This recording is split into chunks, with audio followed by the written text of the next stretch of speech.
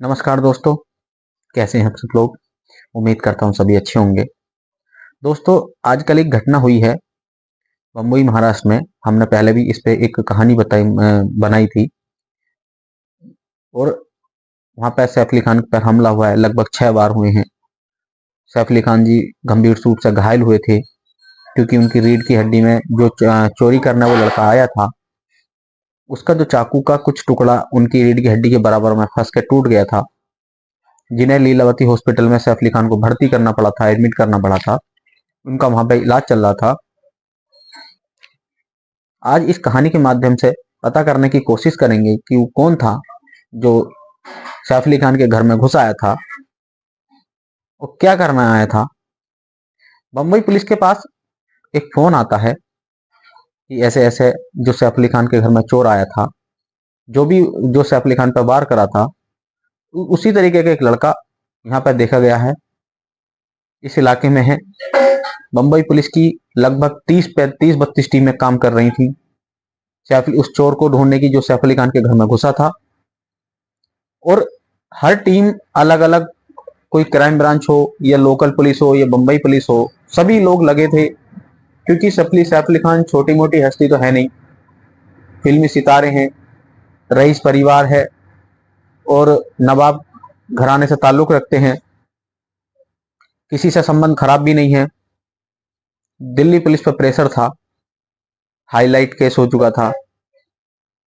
Delhi police ने अपनी 30-32 टीमें बनाई, उस आदमी को तलाश करने की कोशिश कर रहे थे। जो आदमी सैफ अली खान के घर पर आ चुका था या जिसने हम सैफ अली खान पर हमला किया था, जब फोन आता है पुलिस के पास में, दिल्ली पुलिस की टीम एक पहुंच जाती है, उस आदमी को पकड़ के लेकर आती है, उससे पूछताछ करती है। वो अपना नाम शाहिद बताता है। पुलिस कंफर्म करती है कि आदमी वो नहीं है, उसकी पहचान उस आदमी के रूप में नहीं हो पाती जिसको पुलिस की तलाश थी। पुलिस ने अपना काम रोका नहीं। फिर अगले दिन या उसी दिन एक फोन आता है छत्तीसगढ़ के रेलवे स्टेशन दुर्ग से कि यहाँ पे एक लड़का है, वो उसका हूबहू चेहरा वैसा ही है जैसे सैफ अली खान के घर पर जो चोर आया था उसकी तरह है। और वहां के जो सीआरपीएफ के जवान थे छत्तीसगढ़ में, जो तैनाती है सीआरपीएफ के जवानों की, उन्होंने उस लड़के को पकड़ लिया था। बंबई पुलिस की एक टीम छत्तीसगढ़ जाती है, उस लड़के को वेरीफाई करती है कि ये लड़का वही है या नहीं है। उसकी जब जांच की जाती है, उससे पूछताछ की जाती है, तो लड़का वहां जो सैफ अली खान के घर चोरी हुई थी वो लड़का वो नहीं होता, वो भी निर्दोष पाया जाता है। वहां से भी टीम को निराश होकर आना पड़ता है। फिर लगभग पुलिस ने ऐसे ही कम से कम 50 लोगों से पूछताछ की जो उसकी शक्ल से थोड़ी बहुत मैच करते थे। पुलिस ने एक नया तरीका निकाला, क्यों ना उन कैमरों से, जो कैमरे होते हैं, उन कैमरों में ऑटोमेटिक एआई जो तकनीक आती है, उस चेहरे को मैच कराया जाए। कैमरों का काम होता है कि उसमें जो है कंप्यूटर में किसी का चेहरा डाल दिया जाता है। जो हाईटेक कैमरे होते हैं, एआई जिसमें अपना वर्जन काम करता है, उनके चेहरों से मैच कराया जाता है। परसेंटेज के हिसाब से मैचिंग होती है। 50%, 40% नॉर्मल, ज्यादातर 10% लोग आपस में मैच खाते हैं। मगर जो लगभग 80 या 90% जो लोग उनका चेहरा मैच खाता है, वो 100% तक उनके दायरे में आने की कोशिश हो जाती है कि हाँ ये शक में आने की कोशिश हो जाती है। पुलिस ने जब कैमरों को एआई पे वर्जन पर डाला, तो उससे पहले की रिकॉर्डिंग भी देखी कि जो है, क्या पता वो आदमी जो उनके है चोरी करना आया था, वो पहले भी कहीं ना कहीं कैमरे में कैद हुआ होगा। तो एक रेलवे स्टेशन होता है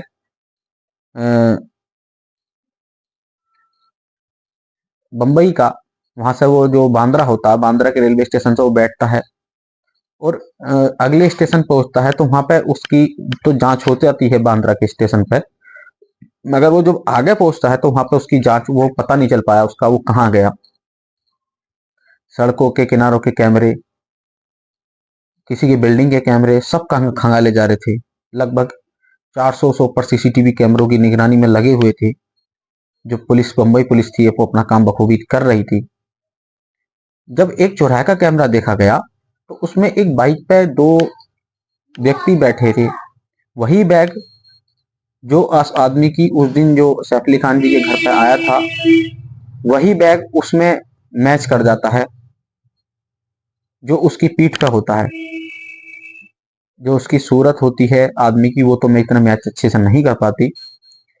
देखा गया कि वो साफ क्लियर इतना था नहीं, बाइक पे भी व्यक्ति पता नहीं चल पा रहा था कौन है, मगर वो बैग की वजह से पता चलता है कि बैग वही बैग है जो उस आदमी की पीठ पे है।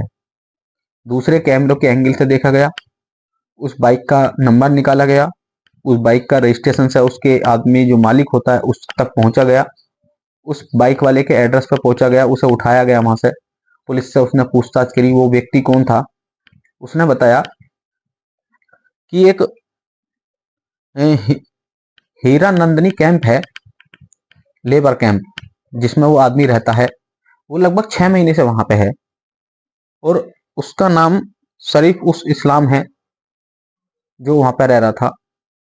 पुलिस ने घेराबंदी की, सिविल ड्रेस में जाना स्टार्ट किया, एक दो दिन उसकी निगरानी की, क्योंकि जो व्यक्ति था वो जो लेबर की यूनिट होती हैं उनमें वो अपना रजिस्ट्रेशन करवाता था और उस लेबर के रूप में काम करने जाया करता था अक्सर बिल्डिंगों में। वो सदगुरु सरन जो बिल्डिंग होती है उसमें भी एक दिन काम करने गया था, जब सैफ अली खान जी उसमें आए नहीं थे, क्योंकि सैफ अली खान जी ने अपना घर चेंज किया है। उसे ये पता नहीं था कि ये सैफ अली खान का घर है। उसमें उसने काम किया था बिल्डिंग में, सदगुरु सरन जो अपार्टमेंट है उसमें काम किया है। सदगुरु सरन की अपार्टमेंट के जो घर की सिक्योरिटी है वो इतनी अच्छी भी नहीं है, एक दो गार्ड रहता है, ज्यादा उसमें कुछ नहीं रहता। जो उसकी पीछे की दीवार है, उसकी पीछे की दीवार भी छोटी है, उसे तो ज्यादा आदमी को लांघने में कोई ज्यादा बड़ी दिक्कत होने वाली है नहीं। अगर ठीक सही है तो उसे अच्छी तरीके से कूद सकता है। उसने सोची इस बिल्डिंग में चोरी की जाए और लगभग जो मेरी गरीबी है उसे दूर करने की कोशिश करूंगा। और एक बार बाद जब अपने देश जाऊंगा बांग्लादेश, वो व्यक्ति बांग्लादेश का रहने वाला था, वहां से वो आया था मजदूरी करने। उसने सोची जब वापस जाऊंगा तो कम से कम कुछ पैसा, अच्छा पैसा तो ले ही जाऊं चोरी करके। मगर उसका जो चोरी करना जाता तो उसका धोखे से वो सैफ अली खान जी के घर में बढ़ जाता है। तो जो वो नंदनी वो जो होता है नंदनी कैंप, हीरा नंदनी कैंप, उसमें टीन के कुछ झोपड़पट्टी टाइप कमरे बने हुए थे जिसमें वो रहता था। या लेबर वाले कुछ और लोग भी वहां मौजूद थे जो अपनी दिनचर्या कर रहे हैं। पुलिस वहां से सिविल ड्रेस में पहुंचती है, उसे वेरीफाई करती है, वो मिल जाता है एक दिन। उसे उठा लेते हैं, उठा के उसे जब लाया जाता है, वेरीफाई किया जाता है, तो वो आदमी वही पाया जा गया जो उस दिन बिल्डिंग में गया था, बिल्डिंग के चोरी की थी। जब उससे पूछताछ की जाती है, जब वो बताता है कि मैं, मेरा कोई मकसद था नहीं किसी को मारने का, मैं चोरी करने गया था उसमें। और वहां पे वो 2 घंटे, 2 या 3 घंटे पहले चोरी उसमें बिल्डिंग में घुस जाता है, अपने जूते निकाल देता है, चप नंगे पैर ऊपर सीढ़ी पर जाता है, मुंह पे कुछ बांध रखा था। मगर जब वो उधर से आया था तो मुंह पे उसके कुछ कपड़ा उपड़ा था नहीं, क्योंकि वहां सैफ अली खान जी से उसकी झीना झपटी हुई थी। वो सीधा बाथरूम में घुसता है, बाथरूम में कुछ घंटे छुपा रहता है। वो सोचता है कि जब लोग ज्यादातर सो जाएंगे तब मैं जाऊंगा और चोरी करूंगा। जब वो जाता है, बाहर निकलता है बाथरूम में, तो उसकी जो मेड होती है सैफ अली खान जी की, वो मेड को आहट सुनाई देती है। जब बाहर निकलती तो मेड को अपने गर्दन उस पकड़ पकड़ के उसे अपने कब्जे में ले लेता है। मेड छुटाने की कोशिश तो बहुत करती है मगर वो बेचारी छूट नहीं पाती। सैफ अली खान को कुछ आहट सुनाई देती है, चीखें सुनाई देती है, हल्की सी आवाज, जो उसने उसे मेड को पकड़ रखा था। सैफ अली खान जी बाहर निकलते हैं अपने रूम से, जब देखते हैं उसे समझाने की कोशिश करते हैं, मगर वो आदमी इतना डर चुका था, भागने की कोशिश कर रहा था। सैफ अली खान जी ने वो अपने कब्जे में ले लिया और एक कमरे में बंद भी कर दिया। पुलिस को इन्फॉर्म भी किया था कि जो है हमने एक चोर पकड़ रखा है। वो जब उसे देखते हैं कमरा खोल के, तो वो पिछले जो एक विंडो थी बाहर की साइड, जो जीने की साइड खुलती थी, उसमें से वो निकल कर भाग चुका था। जब वो भाग रहा था तो उसके मुंह पे कोई कपड़ा था नहीं, जिससे उसे बिल्डिंग में जो कैमरा लगा हुआ था उसमें वो कैद हो गया, जिससे उसकी जो पहचान थी वो पहचान हो सकी। तो आज वो जेल में है और पुलिस की बड़ी मशक्कत के बाद 72 घंटे में पुलिस ने कामयाबी हासिल की। तो ये आज सैफ अली खान जी का जो चोर था। दोस्तों, कैसी लगी कहानी, आज की ये स्टोरी, कमेंट करके जरूर बताएं। चैनल को सब्सक्राइब करें।